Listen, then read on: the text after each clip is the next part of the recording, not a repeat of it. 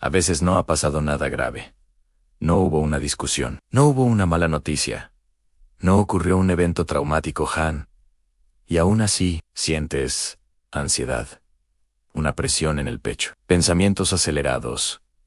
Inquietud sin causa clara. Y la pregunta aparece: ¿por qué me siento así si no está pasando nada? La respuesta no siempre está en lo que ocurre afuera. Muchas veces está en lo que ocurre dentro. La ansiedad no siempre es una reacción consciente a un problema visible. A veces es un sistema nervioso sobrecargado. El cerebro humano está diseñado para anticipar amenazas. Es una máquina de predicción. Constantemente analiza el entorno, buscando señales de peligro. Pero en el mundo moderno, el peligro no siempre es físico.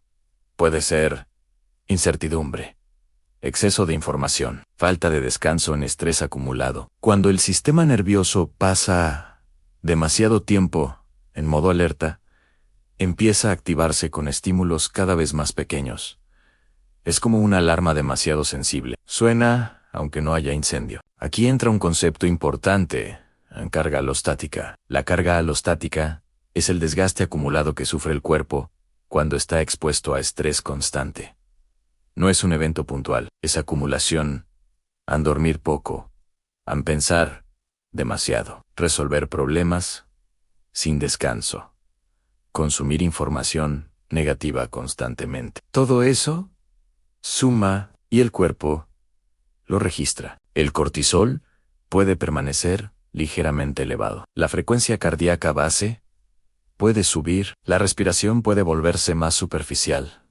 Y aunque conscientemente no identifiques un problema, el cuerpo sigue en modo vigilancia. Por eso a veces la ansiedad aparece de la nada, pero en realidad no viene de la nada, viene de la acumulación. Además, el cerebro no distingue bien entre amenaza real e imaginación vívida. Si repites mentalmente escenarios negativos, el cuerpo responde como si estuvieran ocurriendo. La amígdala se activa en el sistema simpático, se enciende, y el cuerpo entra en preparación.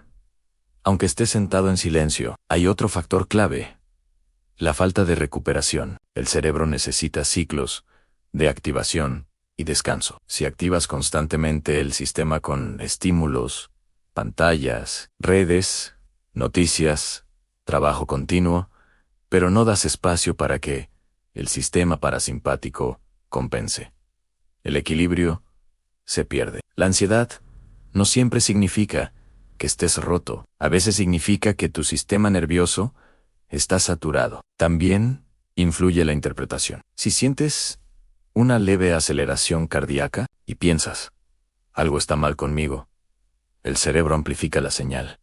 Pero si entiendes que es una respuesta fisiológica temporal, la intensidad disminuye. La educación reduce el miedo, y el miedo amplifica la ansiedad. Es un círculo en el cuerpo activa, la mente interpreta, en la interpretación aumenta la activación. Romper ese ciclo requiere conciencia. No siempre terapia inmediata, no siempre medicación. A veces requiere regulación básica. En dormir mejor, reducir exposición constante a estímulos, respirar profundo, a mover el cuerpo, permitir espacios sin demanda externa. La ansiedad sin causa aparente suele tener causa. No siempre es un evento. A veces es un sistema que no ha tenido oportunidad de apagarse. Tu cerebro no está inventando sensaciones. Está respondiendo a un contexto acumulado, y entender eso cambia la relación con lo que sientes. Porque cuando dejas de pelear contra la ansiedad y empiezas a entenderla como una señal fisiológica, pierde parte de su poder.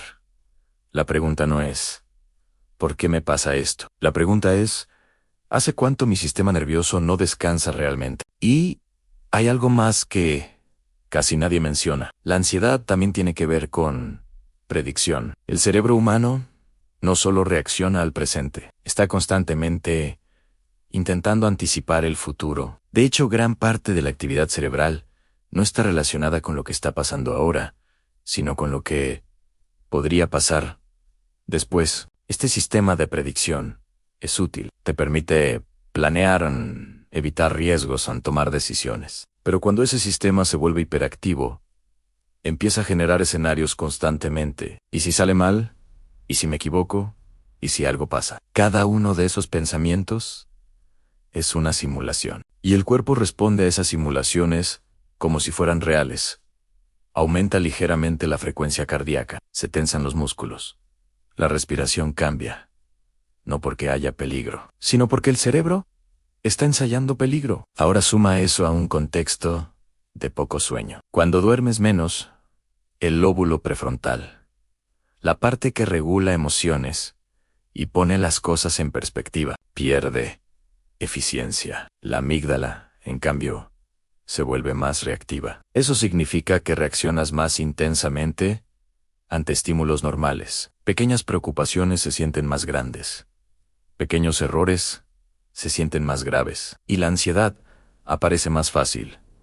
No porque seas débil, sino porque estás, fisiológicamente, más vulnerable. También influye la sobreexposición a información. El cerebro no fue diseñado para procesar noticias globales 24 horas al día. Cada titular negativo es interpretado como señal potencial de amenaza. Aunque no te afecte directamente, pero tu sistema nervioso no distingue distancia geográfica. Solo detecta estímulo. Y estímulo constante significa activación constante. Aquí aparece otro fenómeno interesante: la intolerancia a la incertidumbre. El cerebro odia no saber. Prefiere una mala respuesta antes que ninguna respuesta. Y en un mundo cambiante, lleno de información contradictoria, la incertidumbre es permanente. Eso genera tensión interna, porque el sistema intenta resolver algo que no tiene solución inmediata.